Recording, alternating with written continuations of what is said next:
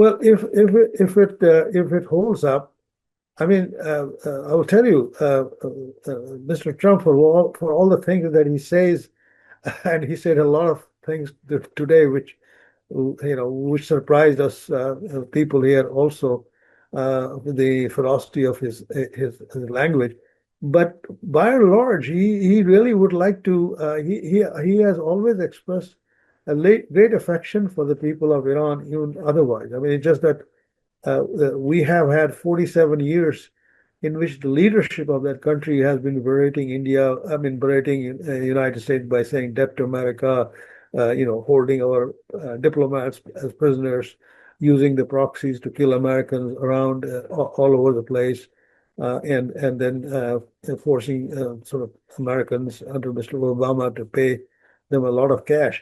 I think there's a lot of goodwill for Iranians and but not that much for the Iranian leadership.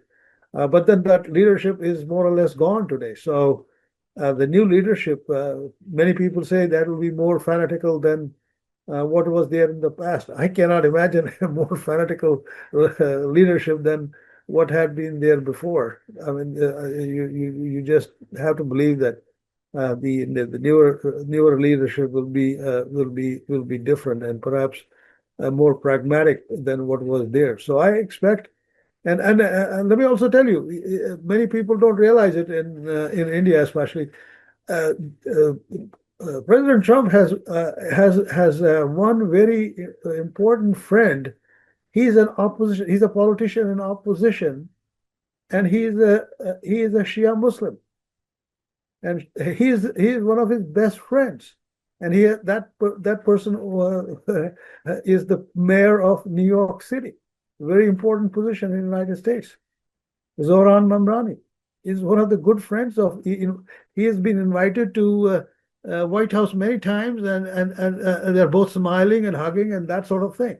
So I don't think he is against the Iranian people.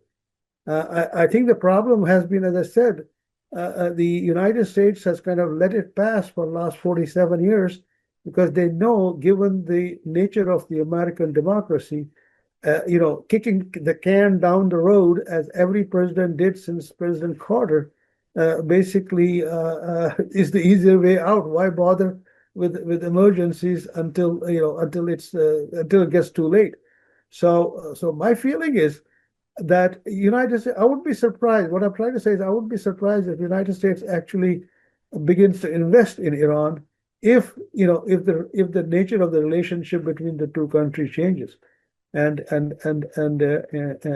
because Mr. Trump would love to show he's a friend of Iran and he's bringing Iranians here to the country and that sort of thing.